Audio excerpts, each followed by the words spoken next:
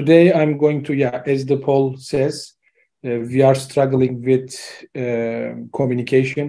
We are struggling with maybe career advancements and also decision between manual and automation. I will try to go through those with an approach to give you some encouragement about simplicity. In most of the times we are lack of. So we are all living in artificial intelligence world. So currently, maybe for the last 3-4 years, we have extreme advancements here, and there are many technical areas under artificial intelligence. I did my first master's degree in 2005, and it was about artificial intelligence. And when I think about all those days, maybe it was a wrong time, because we were lack of complex data sets at those times, 18 years ago. It was more a research topic rather than a hands-on place. So that all the things we were doing was not fully touching people. Okay, we have machine learning, we have image recognition, we have natural language processing, robotics. So many areas are heavily advancing every night and day. But what interests me a lot is the expert systems. It means that the very big question, are you afraid of artificial intelligence? So will you lose your job because of artificial intelligence? So expert system basically tells you the answer. So expert systems means you. So marketing specialists, accountants, pilots, drivers, people, cashiers, hosts, speakers, testers, developers. So we are all experts in different fields. And should we concern about the advancement in artificial intelligence? Maybe not now, because when we see the main stages of artificial intelligence, we are, I think, in the narrow intelligence zone. So currently, artificial intelligence for some specific subjects, it is better than you, but the rest, you are better than artificial intelligence. But we are going to the general intelligence zone, which would be an AI would be doing as much as you in every aspect.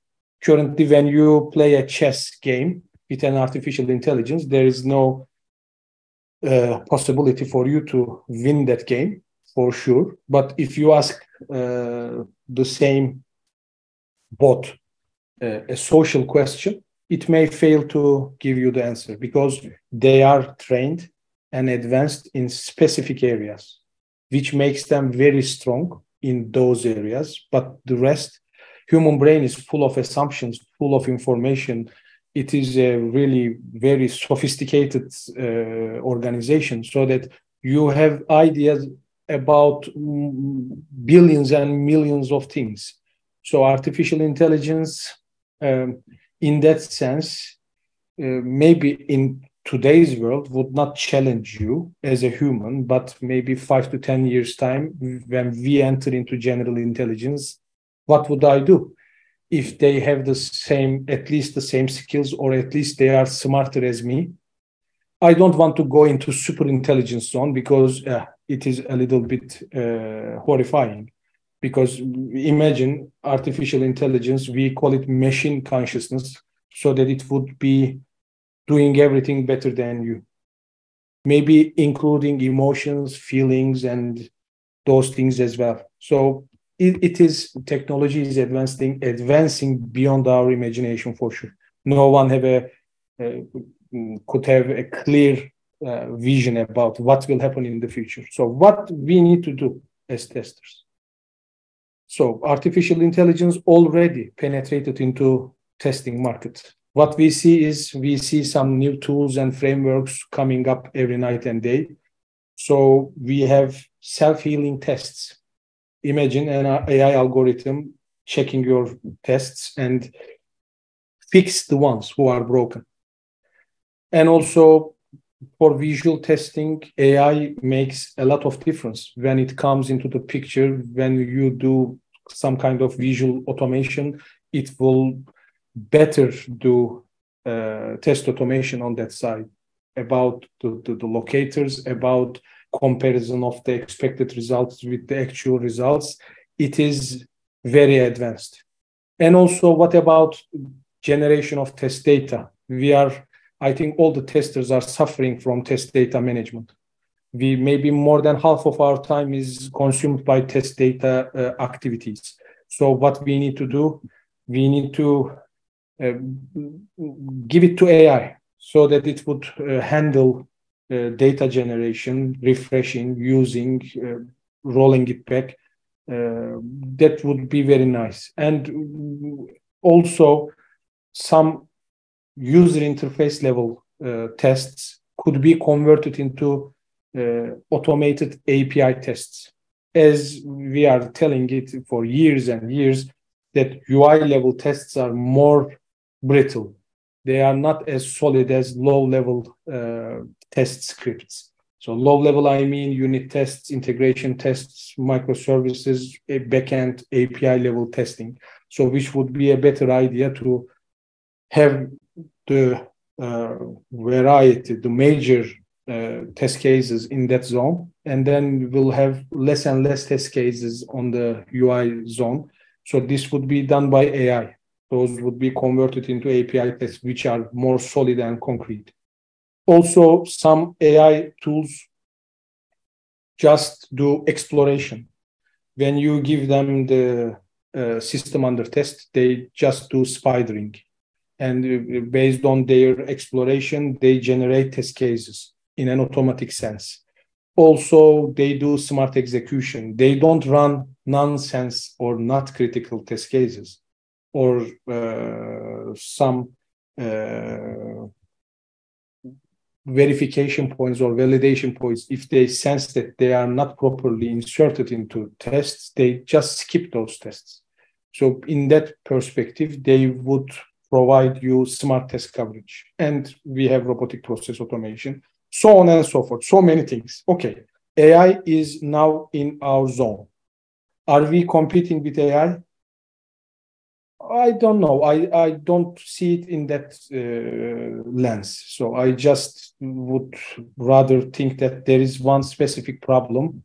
10 years ago, we were dealing with that problem by ourselves. Now we have AI next to us. So why not we use the good side of AI and to train it as our virtual companion so that we will fix those problems easily or early, and we can put more focus on our human side. So when I am talking about our human side, of course, the cube of TestRU, our logo, comes from, it has, of course, 6 faces, that cube. And we think that first, a tester, in order to survive, he or she needs to learn the concepts. But not only the concepts, he or she should also practice those concepts. And also, a tester should have differentiation in his or her career. In most of the cases, we are stuck in project schedules, and we cannot invest in ourselves. So we cannot do different things. That makes us stuck in some area in testing. So probably in the midterm time, maybe those activities would be replaced by AI. So then what would I do? If you don't differentiate in today's world, you cannot survive as a tester. And also innovation part. Why not we put in more innovation to what we do? Innovation means you need to generate value, but you need to be unique. You need to generate value by finding something alternative. You need to create value by trying new things or find a new pattern, so that we need to, I think, push ourselves more in innovation. I would not tell, as a tester in the field, as a technology person working in the field for many years, I would not tell you that testers are the most innovative people in the whole area, because not because of us, but also because of the employers, and also because of the dynamics in the sector. We could not innovate really. We stuck in some repetitive and redundant tasks, so we need to break that chain. We need to think outside, out of the box. So from which way I want to connect it to thinking. Thinking is very important. Our brain is capable of a broad range of thinking approaches. It has the left side, which is rational, analytical, very logical and objective. We have our right side, which is intuitive, which is spontaneous. So why don't we use both sides? Why don't we have analytical thinking as well as intuitive thinking? Why don't we have process-based thinking as well as creative thinking? So if we apply those into testing, I think there is a great possibility for us to survive more in this zone. I think all the humans, if we put in more effort, if we try to survive, survival is not a bad thing. In order to keep yourself, if we are not active, I don't think that there is a value in living your life. I don't know. Maybe in 20, 30 years' time, AI will have everything. So all the expert systems would be converted into AI. But what we would do then? You need to find something to keep yourself busy, so that you need to create things. You need to do broad thinking. So then what is the meaning of living your life for me? Also, from this point, I would attach it into the fun part. So you need to get entertained. I think why I am lucky, because I am always entertaining with testing. So when I do testing, I take it as a hobby. It is not only my job or my employment or where the money comes from, where the bills are being paid, but it is also the fun part. So that I made friends, that I learn very strange things, and I laugh. So you need to entertain yourself. If you are not entertaining your job, in your position, I don't think that it will be long lasting. So based on that, what you need to know, you need to go through layers. You need to know that everything starts with culture. So we are in different companies thinking about the organization structures, which processes we use, what standards we follow, what technology, which programming language, what kind of tools or solutions. Yes, but on the foundation, you need to understand the culture. As Peter Drucker said, and I think as all of you may know, culture is strategy for breakfast. Yes, it means that you need to have a common understanding within a company or within your context. You need to understand how people are behaving, what they value the most, how they communicate to each other. So culture is beyond everything. So a tester should understand it in the first day. Also, as a tester, as a human tester, you need to these are advices from a friend of yours. So you need to learn these 7 principles of software testing, which is also in ISTQB foundation level. Some people are criticizing ISTQB. I don't understand it. I think is a really nice organization trying to make this a popular job throughout the world by touching to millions of people. Okay, maybe there are certifications, but why not? Some people are also criticizing certifications. I don't also understand it. It is not compulsory. It is not mandatory to have a certification. If you put in effort and try to understand something, some concepts, then when you end up with an examination and pass that examination, that is nice work. So that would give you the harvest in some time. So invest certifications, I didn't see any negative side of it until now. And any testers, again, so in that sense, took some certification is my advice to you, because those certifications will focus you on some areas so that you need to put in effort, you need to understand things. Also, you need to correlate those things into your life. So that would be beneficial for you to go through that journey. Also, what is the cost of quality? Any tester should explain it better than ChatGPT.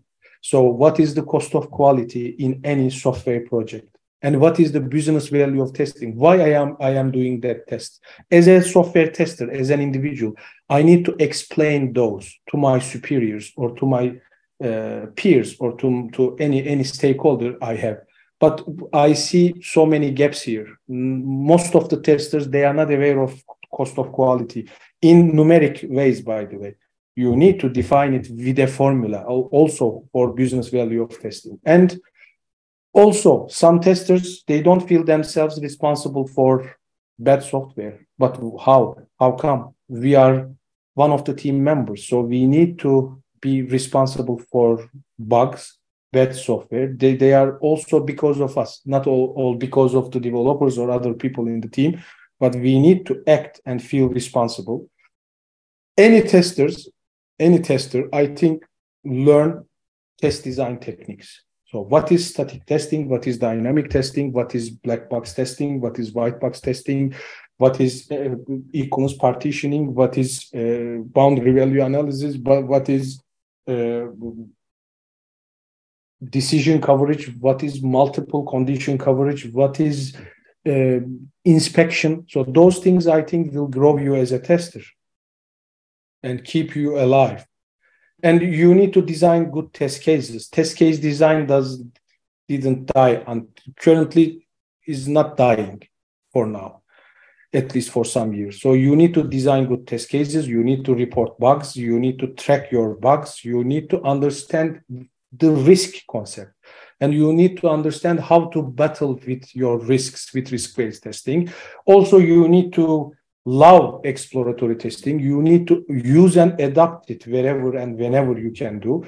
You need to learn as many test tools and frameworks as possible. So every quarter, we have dozens of tools coming into the picture, some with AI, some with some other things. So they promise to do some things in a better way. So in most of the cases, testers, they are stuck in a company. They use some test suite or test or some tool sets.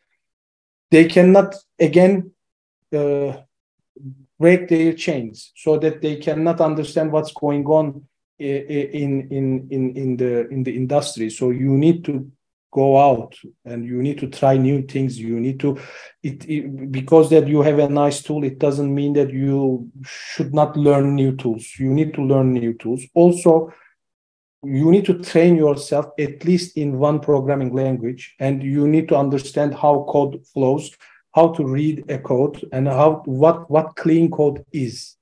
What are those concepts in code quality? You need to know them by heart. And in the end, you as a tester, individually, with your body and yourself alone, you can initiate, run, and report a test automation project or a performance test project. Maybe would be very simple, but you need to do that by yourself.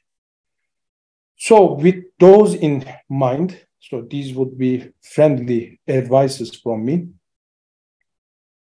Of course, throughout these 21 years, I have learned so many things. The very first thing is quality is at least has the same importance. For me, is more important than quantity. But in many companies, people are putting emphasis on quantity. You need to produce more, produce more, produce more. We are in a productivity world. Unfortunately, this doesn't prevent us to create bugs. When you look at the code size in the entire world. It is doubling every 2 years. Active lines of code, I mean. But defects per lines of code is remaining the same for the last 20 years. It means that we are putting a lot of emphasis on quantity, but not quality. We need to think before we make. But in some societies like Turkey, we put a lot of value on making, but not on thinking. Like Einstein said, if I have a problem and I have 60 minutes, I would spend 55 minutes on the thinking about the problem. And then with the last 5 minutes, I will solve the problem. But we don't use this approach. So first you need to think why I am doing that test, or what would I learn, or what value will it bring to me? Yeah, just crazily running tests doesn't bring you value, my dear friends. Also, we need to understand simplicity is a nice thing. It doesn't happen, by the way, naturally. Simplicity doesn't come in default. All the world, all your body, all the mechanisms you now face is sophisticated, for sure. Look at this universe, look at Earth, look at your body. There is no more sophistication than that. So within a sophisticated environment like that, how can I be simple? By putting effort on that, by concerning about simplicity. So you need to know that less is more. Doesn't mean that the more tests I do, better tester I am. The more test cases I have, the better my tests are. So these are important. And your tests should be useful. That is why we tend to say that form follows function. You know the Bauhaus principles. They say the form or design or look and feel of anything is not that important as the functionality. So as Abraham Maslow also says in his hierarchy of human needs, everything starts with physiological needs. So in our digital world, you need to put emphasis on functionality. Why would I have this test case? What is the use of it? Is it useful or not? Again, also, you need to change things. We have our comfort zones. No one can question that. We love our comfort zones, but the world is based on change. So every night and day, everything is changing. Your body, your look and feel, your thoughts, your friends, your family, your job, your daily routine is changing. Maybe you try to put a barrier in front of it, but you cannot do that. So for the ones who has the most ability to change, they are the ones who are the smartest. And their measure of intelligence could be concluded in that zone.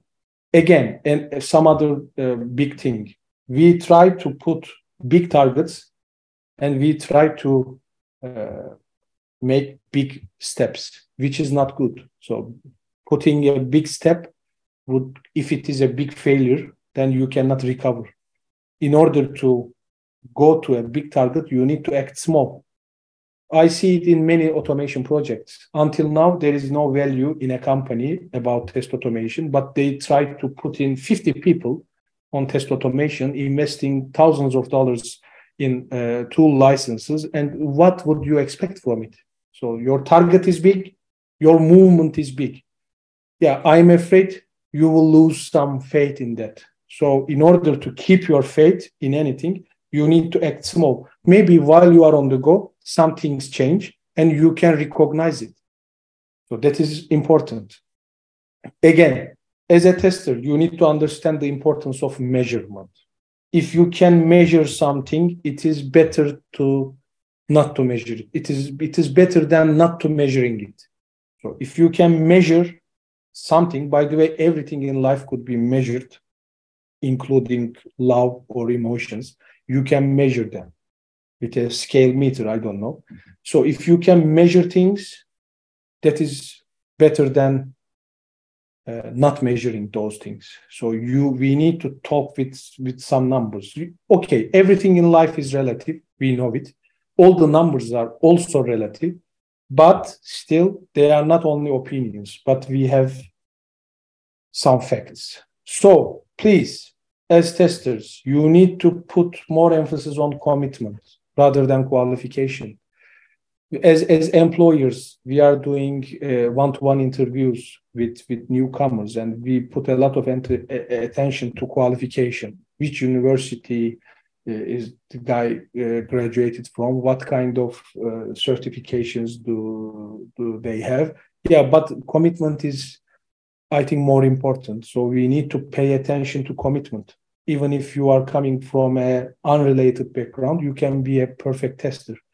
It is not because of the qualifications you have, but because of the commitment and desire you have. Also, as testers, we need to prevent bugs. We are happy to find bugs, but don't be that much happy to find bugs. When you find a bug, you shouldn't be that much happy. You should be a little bit less happy, because you should tell to yourself that, yeah, why didn't I prevent it? Yeah, okay, we detected the bug. Okay, but prevention is better. And as a tester, you need to also work in that zone. You are a quality person like all the others in the team. So if you find bugs, don't be that much happy. You should criticize yourself or your team or people around you. How could we prevent it? And some testers, they think that, yeah, I am testing for my team. No, you need to test with your team, not for your team. You need to sell testing to your peers. You need to sell testing to everyone around you. Do not act like a magnet, doing all the testing for yourself and for your team. No, you need to test with people. Testers are good negotiators. Yes, I agree. But they should be collaborators rather than negotiators. So collaboration is, I think, a better approach in many places. Also, following a plan is good. Changing a plan is better. And as testers, I think most of the time get lost in micromanagement approaches. We don't like some managers who are taking in control and they act as a sole power. You need to apply distributed leadership. If you have some authority in anything, you need to distribute that authority. You need to share that authority and power and vision with your peers and with people under your supervision or people above you. Whomever. So you need to share your leadership skills. And also, we do a lot of traditional task management. So this is the task. We need to complete this task by next Friday. Yeah, but you need to limit time. You need to fix time. Currently, what we do, we currently fix tasks and time is variable, but time is very squishy, it could be very flexible. So in the end, in order to do that fixed job, maybe you will postpone your deadline more and more times. But if you fix your time, if you do some time boxing, I think it would be better. As testers, yeah, it's good to do analysis, prepare presentations, yes, but yeah, to think about things. But experimentation is also a better approach. Why don't you experiment things? Because in papers or in presentations, you cannot be sure of what would come. You need to open to surprises also. You need to act and experiment things. And you cannot, again, stability, sustainability are nice words, but I think continuous improvement should be the word. So you cannot sustain your position in an IT environment. You cannot create a stable place for your people or for what you are producing. You need to improve continuously. Otherwise, in the end, you will lose. And testers, most of the testers are putting a lot of attention to their core competencies. They feel that if I learn testing more and more, if I get into ISTQB trainings or other testing trainings, I would be a better tester. I won't agree with that fully. So as a tester, if you do some coding, if you go to a programming training, or if you get a programming task or a code review task or an analysis task, or if you get your hands dirty with design or customer meetings, I think that would make you a better tester.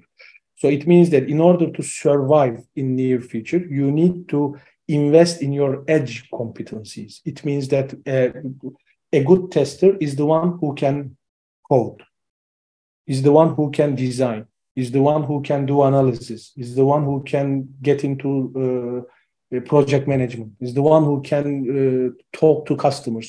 So those are maybe edge competencies, not the core competencies, but they are making you a better tester. And yeah, maybe finally, yes, remote. We are doing a remote conference, but face-to-face is better. For me, that is the fact, unfortunately, guys. So I don't know what you think. Yes, yeah, it's not always the case. After the pandemic era, I think people now it is a default to work remotely. It is not a new thing for IT people. So for people like us, we are working remotely for some decades. After 2000, after we are connected with things, we do remote work because it is very feasible in technology zone. But again, is always better to be face-to-face with a meeting, with a training, with a collaboration, with some negotiation on contract, some working. I don't know what you think, but this is what I think. So face-to-face is always, maybe in remote context, you could be more flexible, you could spend more time, but what about our social part, our human side? Maybe I'm sure that you are all watching films and some futuristic dystopic series or TV films or cinema films. And what do you see there? You see there individualism rather than collectivism. You see there lonely people. So maybe in near future, people will be, they say that with 6G experimentation, currently 4 and 5G is broad in the world.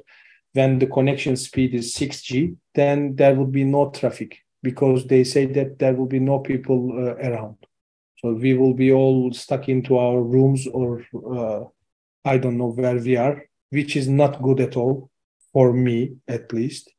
So I want to keep my human part. So that is also face-to-face. Maybe for face-to-face, we are better than artificial intelligence, at least for now. So these are my thoughts. Of course, again, it could be, I could give you a lot of things. Again, simplicity. If you have simpler test cases, it is better. If you have simpler test reports, it is better. If you have simpler automation scripts, it is better. If you have a simpler test methodology, it is better. And if you have a simple organization structure or roles and responsibilities, it is better, my dear friends. So it is better with simplicity. Testing is better, purely better with simplicity. And when people think about simplicity, maybe they process it in a wrong way. They feel that, everyone can bring you simple things. But it is important to bring sophistication or sophisticated solutions. Yes, but this is a wrong belief. If you can simplify something, it means that you are an expert on that zone. No, if you are not competent in any area in testing, you cannot simplify it. So simplification requires deep experience and competency, my dear friends. So that is why also simple. So these are the things in your report. Yes, these are the things in my report. It is very simple. Is it a criticism? Simple information is not invaluable information, my dear friends. Simple information is the most valuable information. Simple information is not unrelated information. Simple information is the most important information. So that is why I think as human beings, we are creating all this sophistication. And if we create sophistication that much, AI would be better than us to cope with that sophistication. Your brain or body or your sophistication could not compete with AI from that perspective. So how we can survive as human testers is we need to put emphasis on simplicity to digest everything, but to put more attention into quality rather than quantity. So this is what I think. Hope that it makes some sense for the attendees. So we are almost 200 people listening to me. Thank you for all your time and for being here, and for all the speakers and all the organization team here making this real. So yeah, if we have time or if we have questions, I'm here. I see some questions are about connections and how to register for the workshops. Yeah, we will also respond to those. Yes, now we are in the part of Q&A session. So please, if you have questions, write on the chat on the Q&A part for us to answer them. I think I see a question. Yes, please. Game. How can we bring bigger goals, larger visions for test scenarios with simplicity? Is a nice question.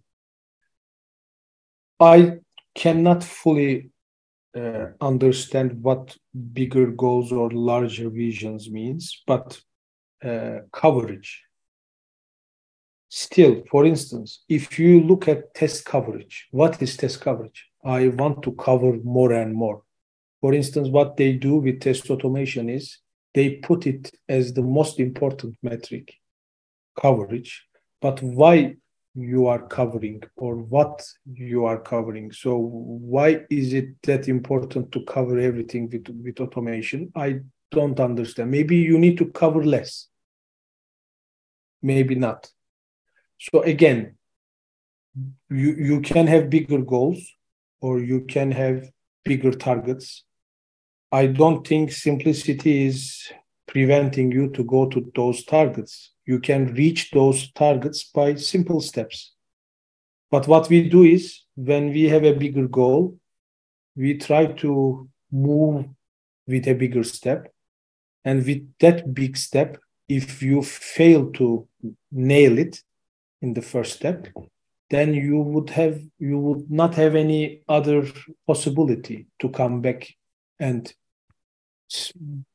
take one more step. So because all the capital is gone, all the investment is gone, all the dedication, desire, and belief is gone. So that is why I think simplicity is important. Rather than having 10,000 high coverage scenarios, I would be, because those could not be managed by me. If you cannot manage things, you cannot, you are not the owner of it. If you can not see the end of anything, then it means that it's beyond your control. So that is why I would prefer smaller things, smaller steps, smaller test cases, in order to make them maintainable, updatable, analyzable, changeable, more stable. So having smaller and simpler steps in anything, I think would be very wise to do. So because it is impossible to solve everything at once, you need to do prioritization and you need to act by the prioritization. So yeah, that's all. Thank you for I would thank Talha Özleblebici for the question, and Tuğçe, yes, language interpretation. We will also check that for sure. So thank you for listening.